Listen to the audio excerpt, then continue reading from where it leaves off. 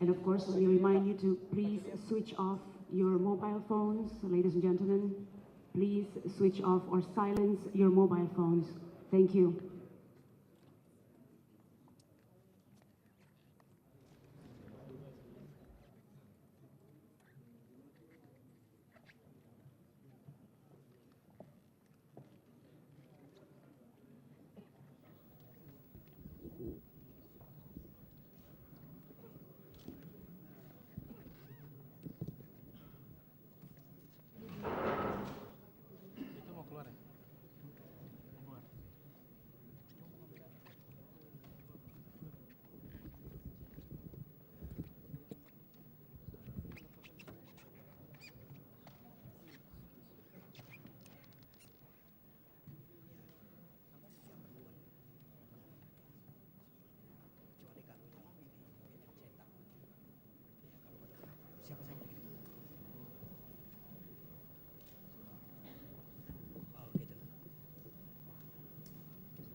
Masuk ya.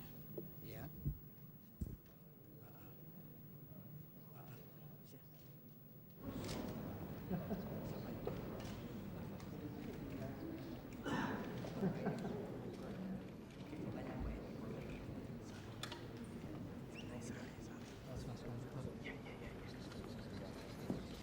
Ladies and gentlemen, announcing the arrival of Their Excellencies President of the Republic of Indonesia and President of the United States of America to the Credentials Hall at Istana Merdeka for a joint press conference.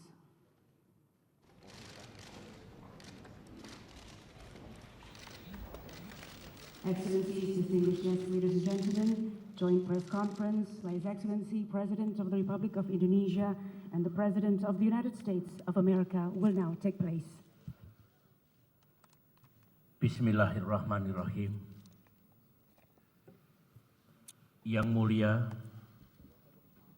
Bapak Presiden Obama, hadirin sekalian yang saya hormati, hari ini Indonesia mendapat kehormatan menerima kunjungan kenegaraan Presiden Obama yang pertama memenuhi undangan saya. Saya berharap kunjungan yang telah lama dinanti oleh rakyat Indonesia ini dapat lebih meningkatkan persahabatan, kerjasama, dan kemitraan antara Indonesia dan Amerika di masa depan. Dalam kunjungan Presiden Obama ke Indonesia kali ini juga diluncurkan kemitraan comprehensive partnership yang diharapkan dengan kemitraan ini semua kerjasama bisa lebih ditingkatkan secara konkret di masa depan. Kita bersepakat untuk meningkatkan kerjasama di berbagai bidang dengan tentunya ada agenda-agenda utama yang ingin kita tingkatkan, yaitu di bidang perdagangan dan investasi, di bidang pendidikan, di bidang energi, di bidang iklim dan lingkungan, di bidang keamanan dan juga demokrasi dan civil society. Kami sungguh berharap dengan kemitraan ini kita bisa melihat ke depan, kemudian kemitraan ini bertumpu pada people-to-people relationships dan kemudian juga bisa berkontribusi bagi perdamaian, keamanan, dan juga perekonomian baik pada tingkat regional maupun pada tingkat global. Saudara-saudara, banyak yang kami bicarakan dalam pertemuan bilateral tadi, tetapi saya ingin menyampaikan beberapa saja yang menjadi tekad kami berdua, tekad Amerika Serikat dan Indonesia untuk betul-betul dapat ditingkatkan di masa depan. Pertama, di bidang perdagangan dan investasi. Saat ini Amerika Serikat adalah mitra dagang Indonesia nomor 3 dengan capaian 21 miliar dolar pada tahun 2008 dan juga investor nomor 3 untuk Indonesia. Kami berharap, saya sendiri expect agar sekali lagi investasi dan perdagangan ini dapat ditingkatkan secara signifikan di masa depan, mengingat magnitude dari ekonomi Amerika Serikat dan juga pertumbuhan ekonomi di Indonesia sendiri. Kita juga bersepakat untuk meningkatkan kerjasama di bidang energi, terutama clean energy, dan saya mengundang Amerika Serikat untuk ikut dalam pengembangan geothermal, yang juga Indonesia memiliki sumber daya ataupun deposit yang tinggi. Kami juga mendiskusikan kerjasama di bidang climate change, environment, dan juga pengelolaan hutan. Indonesia memiliki kewajiban untuk memelihara hutan kami, mengurangi emisi gas rumah kaca dari lingkungan hutan. Kami juga punya target untuk mengurangi 26% sebelum tahun 2020 dengan kerjasama internasional Amerika Serikat, Indonesia, negara maju, negara berkembang, maka upaya seperti yang Indonesia jalankan ini kita harapkan bisa berjalan dengan baik. Kami sepakat untuk meningkatkan kerjasama di bidang pendidikan. Saya mengucapkan terima kasih kepada Presiden Obama atas bantuan dan kerjasama selama ini di bidang pendidikan. Ketika kami bertemu di Toronto, Amerika Serikat membantu 160 juta dolar untuk pengembangan pendidikan di Indonesia. Ini adalah pilar penting untuk people-to-people contact, untuk kerjasama di antara kedua bangsa dengan comprehensive partnership yang kita miliki. Kita sepakat untuk meningkatkan lagi kerjasama di bidang pendidikan ini di masa depan. Kita juga menggarisbawahi kerjasama di bidang counter-terrorism, karena terorisme menjadi musuh semua bangsa, dan kita ingin kerjasama ini diletakkan dalam konteks law enforcement, dengan demikian efektif dan fokus pada upaya untuk memberantas atau memerangi terorisme. Saudara-saudara, kita juga mendiskusikan masalah global dan juga regional, antara lain masa depan dari hubungan ASEAN dan Amerika Serikat, masa depan dari East Asia Summit, kemudian juga kerjasama regional dalam konteks APEC.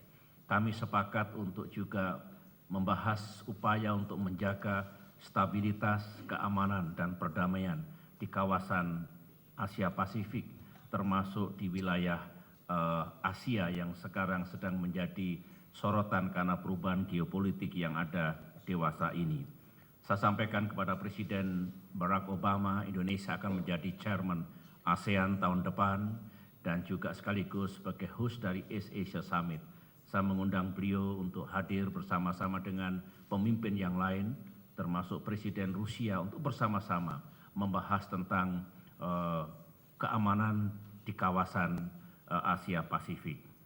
Dan kami juga membahas tentang G20, bahwa kita perlu mendorong G20 sebagai premier forum agar upaya untuk membangun pertumbuhan ekonomi dunia yang strong, balance dan sustainable itu bisa dicapai, kemudian menjaga keseimbangan perekonomian sehingga membawa manfaat bagi semua.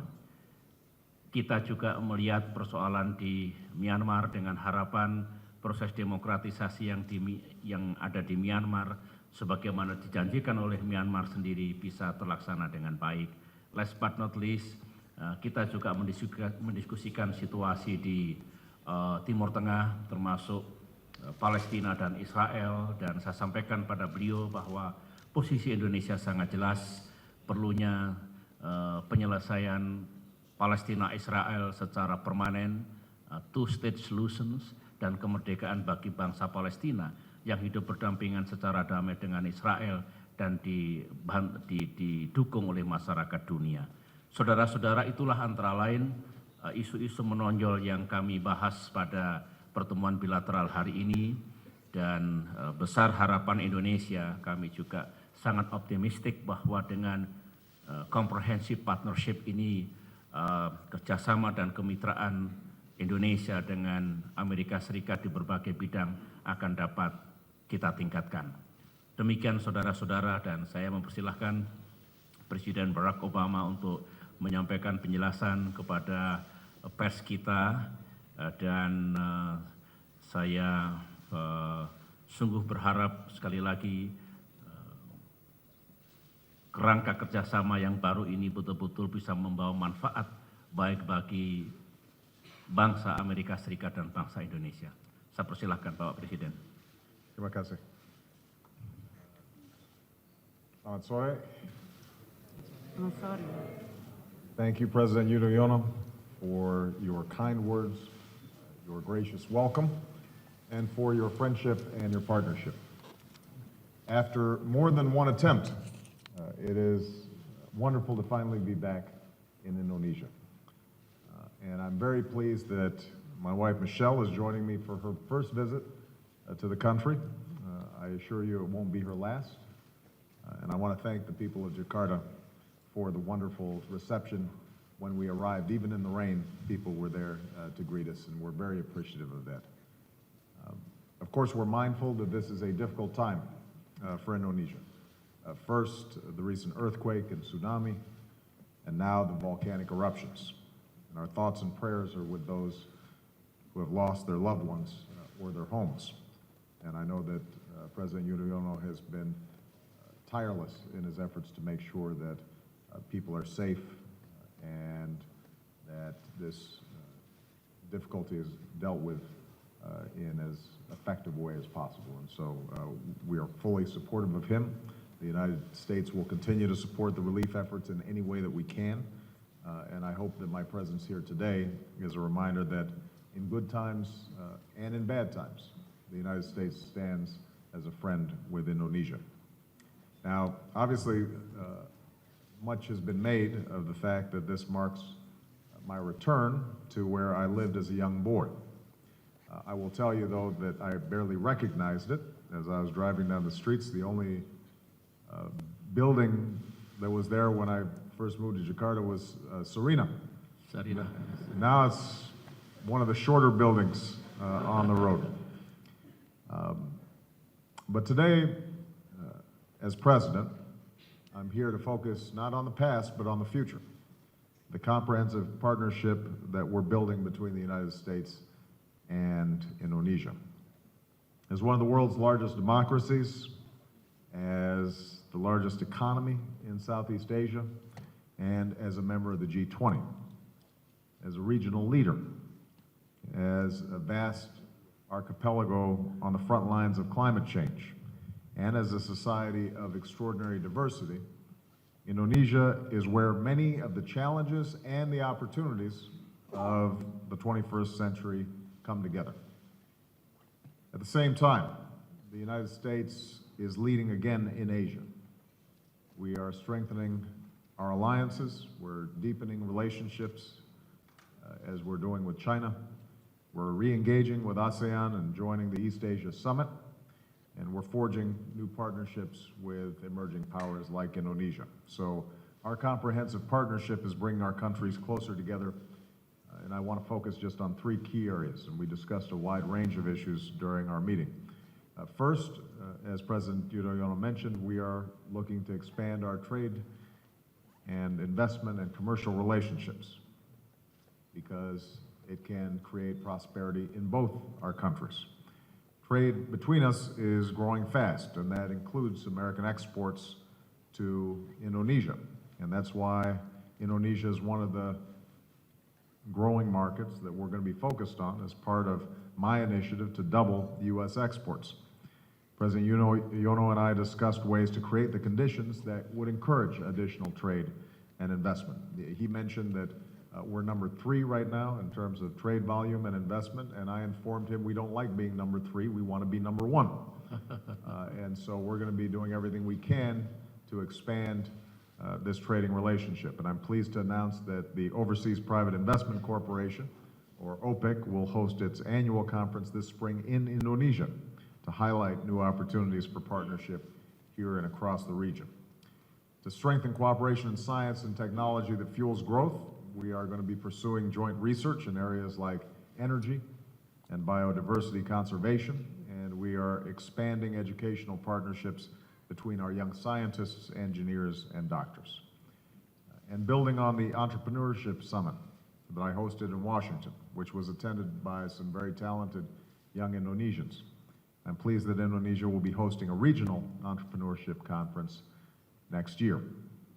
As we prepare for the G20 and APEC summits, President Yudhoyono and I discussed the need to ensure that the global economic recovery is strong and balanced and is creating jobs in all of our countries. So that's focus number one, trade, investment, and the economy. Second, we're forging new ties between our people to address common challenges. We're expanding partnerships between our students and our universities. We aim to double the number of educational exchanges between our two countries within 5 years. And I thank President Yudhoyono's offer for additional scholarships for young Americans to study in Indonesia. I think that's a wonderful thing that needs to happen. We're proud to support Indonesia's leadership under President Yudhoyono in confronting climate change. I understand there's been a lot of rain this year, and obviously we can't look at 1 year as indicative of the future, but I think there's no doubt that as an archipelago, Indonesia will be on the front lines when it comes to the potential impacts of climate change. So we're glad to work with President Yudhoyono on this issue, and we welcome and will support the new partnership between Indonesia and Norway to slow emissions from deforestation and degradation of peatland. We're building on Indonesia's inspiring transition from dictatorship to democracy by launching a new effort to help Indonesian civil society groups who tackle corruption and promote human rights at home to share their experience with civil society groups across this region, because I think people can learn from the experiences of Indonesia. And I would note that many of the partnerships I've mentioned are a direct result of my call in Cairo for a new beginning between the United States and Muslim communities around the world. And it involves the private sector as well, thanks to efforts like Partners for a New Beginning, which is forging partnerships around science, education, and entrepreneurship. The third element of our comprehensive partnership is to deepen our political and security cooperation. As President Yudhoyono mentioned, we're already enjoying strong cooperation in preventing terrorism, preventing piracy. We look forward to Indonesia's leadership as the chair of ASEAN next year, and I look forward to returning to Jakarta next year for the East Asia Summit. And one of the challenges ASEAN and the world will continue to face is Burma. And I commend Indonesia for standing up for the people of Burma and their rights. Last week's election in Burma was neither free nor fair, and we will continue our efforts to move Burma toward democratic reform and protection of human rights. As a first step, the Burmese authorities should immediately and unconditionally release all political prisoners, including Aung San Suu Kyi. So, promoting prosperity, expanding partnerships between our people, and deepening political and security cooperation, these are the pillars of our new partnership, which owes so much to the leadership of my good friend, President Yudhoyono. I believe that our two nations have only begun to forge the cooperation that's possible. And I say that not simply as someone who knows firsthand what Indonesia can offer the world. I say it as president, a president who knows what Indonesia and the United States can offer the world together if we work together in a spirit of mutual interest and mutual respect. So, terima kasih dan assalamualaikum. Terima kasih Presiden Obama. Saya berikan kesempatan kepada member of the press yang ingin mengajukan pertanyaan. Selamat sore Bapak Presiden. Selamat sore. Ya, I am Richard Bagun from Kompas dari Jakarta. Saya bicara dalam bahasa Indonesia karena Bapak Presiden pernah di Jakarta. Ya. Belakangan ini kawasan Asia Pasifik sangat berkembang dan perkembangan luar biasa. Ada inisiatif kerjasama, kemudian ada prakarsa untuk kemitraan strategis. Lalu kira-kira apa peran yang ingin dimainkan oleh Amerika dan kemudian apa visi Amerika tentang konfigurasi Asia Pasifik ke depan. Terima kasih Bapak Presiden. Good. This is something that President Yudhoyono and I spent a lot of time discussing. Asia is the fastest growing part of the world. It's the fastest growing in terms of population. It's the fastest growing set of economies. And so there's enormous potential and enormous promise, but only if countries are cooperating, if they are observing basic rules of the road, if potential conflicts are resolved in a peaceful fashion.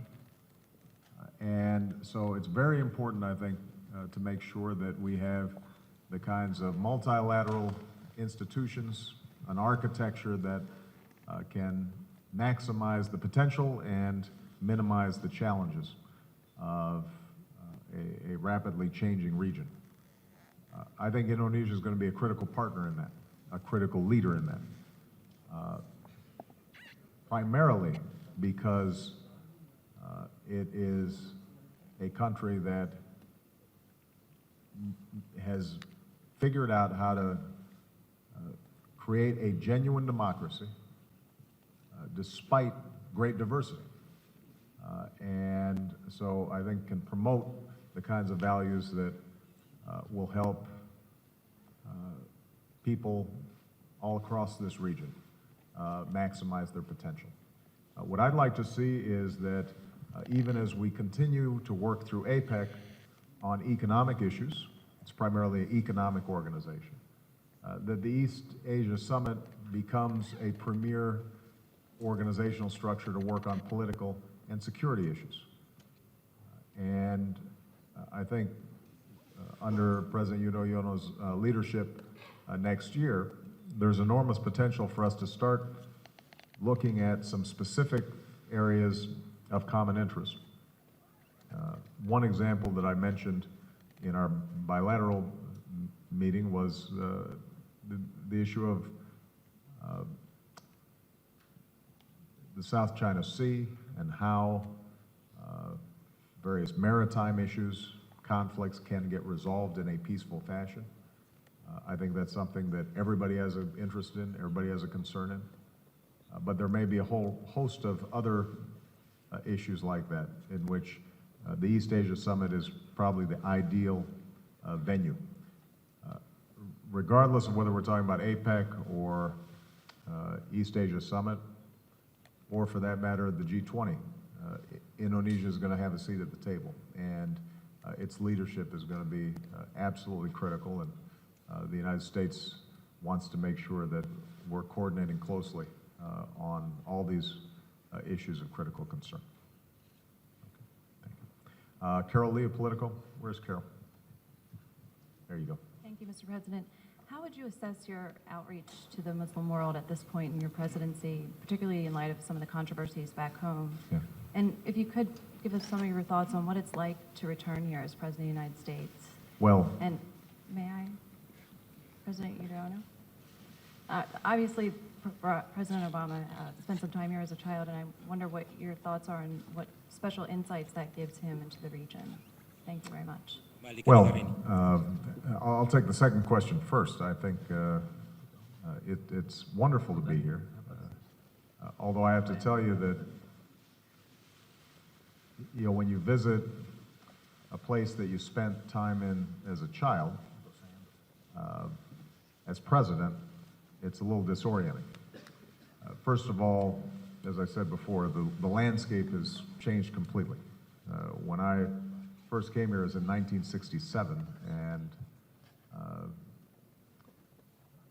people were on becaks, which, for those of you who aren't familiar, is sort of a bicycle rickshaw thing. And if they weren't on becaks, they were on bemos, which were they were sort of like little taxis, but you stood in the back, and it was very crowded. And you know, now as president, I can't even see any traffic because they block off all the streets, although my understanding is that Jakarta traffic is pretty tough. But you know, I feel great affection for the people here. And obviously, you know, I have a sister who's half Indonesian. You know, my mother lived and worked here for a long time. And so the sights and the sounds and the memories all feel very familiar.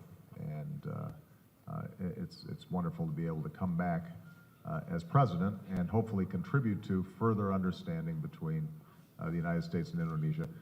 You know, one of the things that's striking is because it's almost on the exact opposite side of the world, I think not enough Americans know about this great country. And hopefully my visit here will help to promote additional interest and understanding. You know, people have heard of Bali and they've heard of Java, but you know, they don't always know how to locate it on a map back home. And I think that increasing awareness of Indonesia is something that I'm very much looking forward to doing. Obviously, this is a short visit. It's a shorter visit than I would like.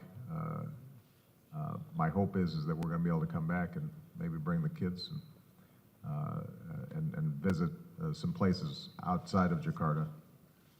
You know, when you go to inland, further into Java, there are just incredible places like Jogja, or old ancient temples, and places that I have very fond memories of visiting when I was a kid. I'd love to do that. With respect to outreach to the Muslim world, I think that our efforts have been earnest,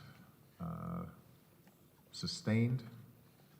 We don't expect that we are going to completely eliminate some of the misunderstandings and mistrust that have developed over a long period of time. But we do think that we're on the right path. So whether it's our more active communications to press in Muslim countries, or exchange programs in which we're having U.S. scientists and other educators visit Muslim countries, or the entrepreneurship summit that we had in Washington, in which we invited young business leaders from Muslim countries all around the world. What we're trying to do is to make sure that we are building bridges and expanding our interactions with Muslim countries so that they're not solely focused on security issues. Because you come to a place like Indonesia, which is the largest Muslim population in the world, but people here have a lot of other interests other than security. That security is important, but I want to make sure that we are interacting with a wide range of people on a wide range of issues. And I think by broadening the relationship, it strengthens it, it builds trust, creates more people-to-people contact. That will be good for our security, but it will also be good for the larger cause of understanding between the United States and the Muslim world. So, you know, I think it's an incomplete project. We've got a lot more work to do. And that it's not going to eliminate some or replace some tough dialogue around concrete policy issues. Those are going to continue. There are going to be some policy differences that we can't avoid, but I do think it's helping. So. Could you repeat your questions to me? Sorry. Thank you. I wanted to ask you, obviously, President Obama spent some time here as a child, and I wonder what your thoughts are on how that gives him special insight into the region. Thank you.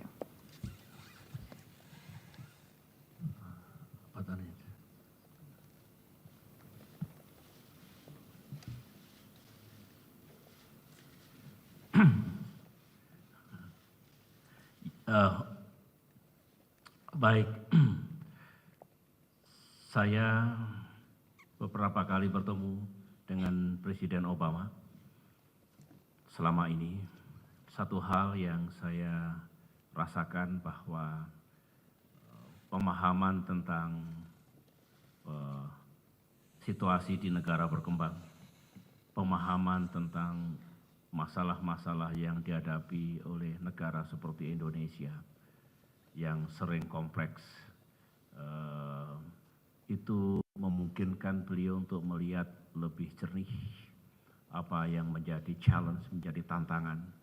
Dengan demikian kerjasama yang dibangun oleh Amerika dengan Indonesia misalnya, itu lebih tepat karena beliau lebih mengerti tentang tantangan, situasi, dan permasalahan yang dihadapi oleh negara seperti Indonesia.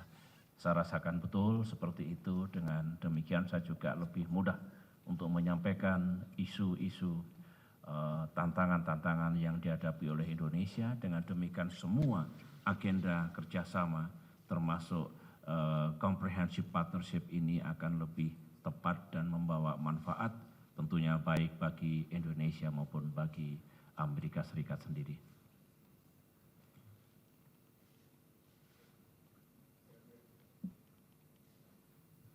Selamat sore Bapak Presiden Obama dan Presiden Yudhoyono. Saya Diah dari kantor Berita Antara.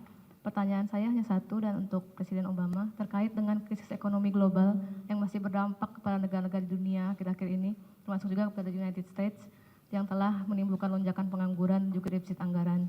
Apakah keadaan ini berpengaruh pada kerjasama ekonomi antara Indonesia dan Amerika Serikat? Dan dalam konteks G20, bagaimana Anda melihat keefektifan forum ini untuk mempercepat pemulihan ekonomi global? Karena kita masih menyaksikan perbedaan pandangan di antara anggotanya seperti isu mata uang akhir-akhir ini. Terima kasih. Well, I think that overall, the G20 has been very successful in stabilizing the world economy. When you think about where we were when I first entered office and attended my first G20 meeting in April of 2009, at that point there was great uncertainty as to whether the financial system was going to be melting down around the world. The economies of a lot of countries, including the United States, were contracting at a severe pace. I think our economy contracted in that first quarter by 6%. World trade had drastically contracted. And in part because of the effective coordination between the G20 countries, making sure that countries weren't resorting to protectionism, coordinating a package of recovery programs that increased world demand, effectively intervening in the banking system and stabilizing it. Because of all those actions, what we've seen is that countries, for the most part around the world, are back on a growth pattern. Now, you're absolutely right that we still have a lot of work to do. And I'm going to be joining President Yudhoyono in Seoul, South Korea, to discuss the next steps that have to be taken. One of the key steps is putting in place additional tools to encourage balanced and sustainable growth. One of the reasons that the crisis was so severe was there were huge imbalances when it comes to surpluses and deficits. Our trading patterns were such where there was a lot of money floating around, engaged in a lot of speculative activity.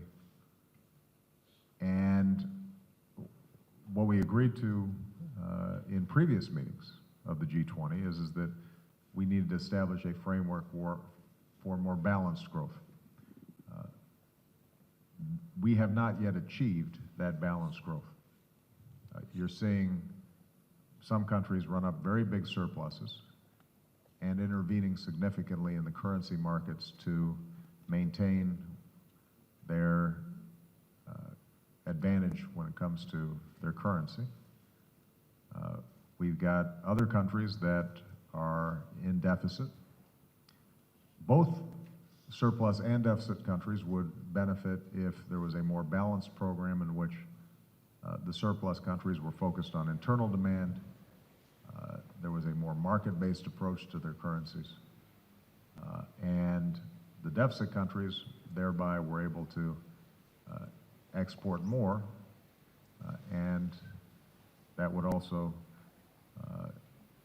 make it easier for them to deal with their unemployment issues.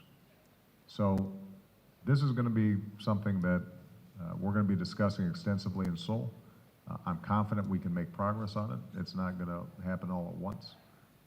But I'm very much focused on creating a win-win situation in which everybody's invested in expanding world trade, everybody's invested in increased prosperity, but we're doing so in a way in which everybody's benefiting and not just some. Last question on our side is Stephen Collison of AFP. Thank you, Mr. President. As the President mentioned, events in the Middle East are watched very closely here.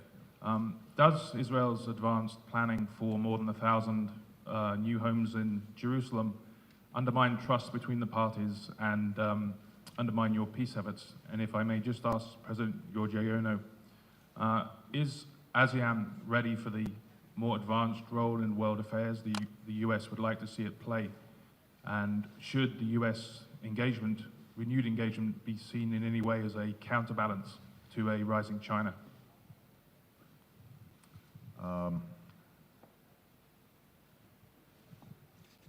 I've been out of town, so I'm just seeing the press reports. I have not had a full briefing on Israel's intentions and what they've communicated to our administration.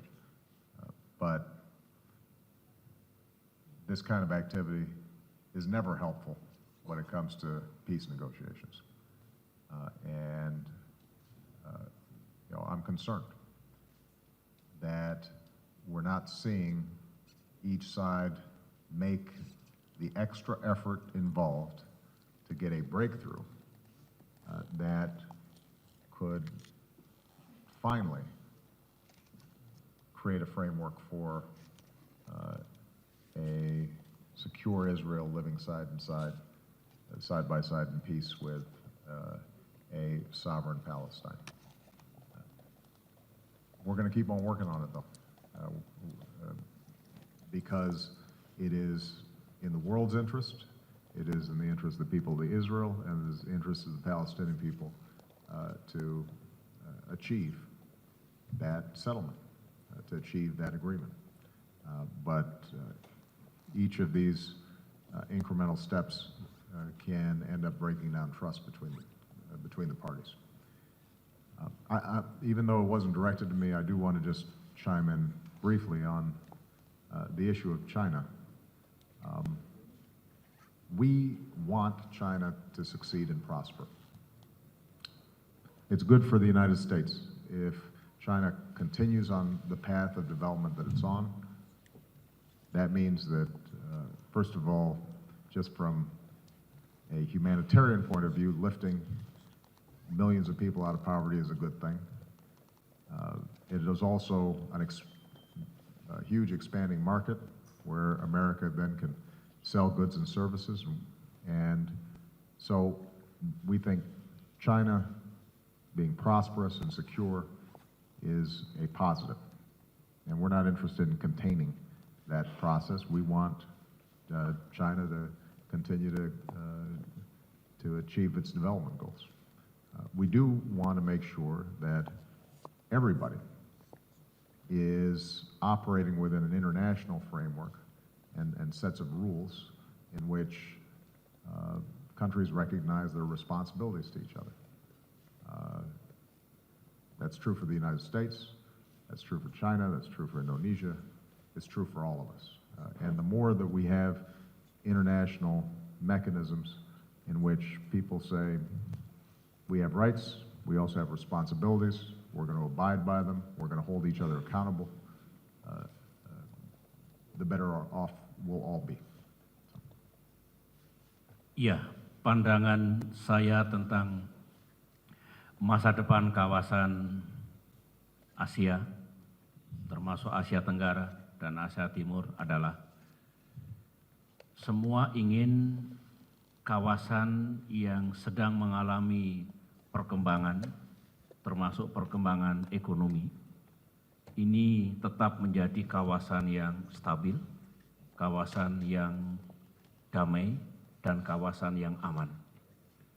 Dengan demikian, komunitas yang terbangun di Asia Timur ini, dan kita punya kerangka sekarang East Asia Summit, juga memiliki kewajiban.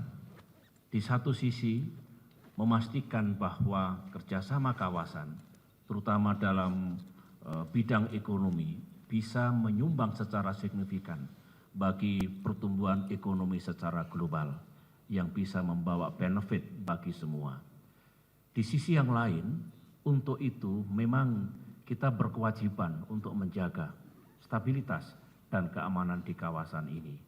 Saya tidak menggunakan teori satu kekuatan to counterbalance kekuatan yang lain.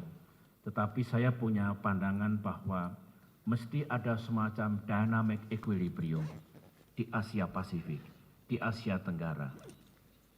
Dan formasi dari regional cooperation seperti East Asia Summit, di mana di samping ada 10 negara ASEAN, juga ada China, ada South Korea, ada Japan, ada India, ada Australia, ada New Zealand, dan ada Rusia serta Amerika Serikat. Maka saya punya keyakinan akan lebih efektif untuk menjaga peace, stability, and order di kawasan ini. Dan dengan demikian, dengan kondisi seperti ini, justru kerjasama di bidang ekonomi akan berjalan dengan baik. Indonesia juga berharap hubungan antara China dengan Amerika Serikat juga berjalan dengan baik, sebab kalau ada apa-apa dengan kedua negara ini, G2 ini, tentu dampaknya amat luas bagi bukan hanya bangsa Asia, tapi juga dunia. Oleh karena itu saya berharap hubungan ekonomi Amerika Serikat dan China berjalan dengan baik. Dengan perkembangan geopolitik sekarang ini, kami juga ingin semua kontribut untuk menciptakan kawasan di Asia Timur, di Asia Tenggara, dan umumnya Asia Pasifik menjadi kawasan yang betul-betul baik bagi semua. Itu pandangan saya secara umum tentang architecture dan masa depan dari kerjasama kita di kawasan ini. Terima kasih. Ladies and gentlemen, that concludes the joint press conference. Thank you very much for your kind attention and attendance. Their Excellencies, President of the Republic of Indonesia and President of the Republic of the United States of America will now leave the credential halls.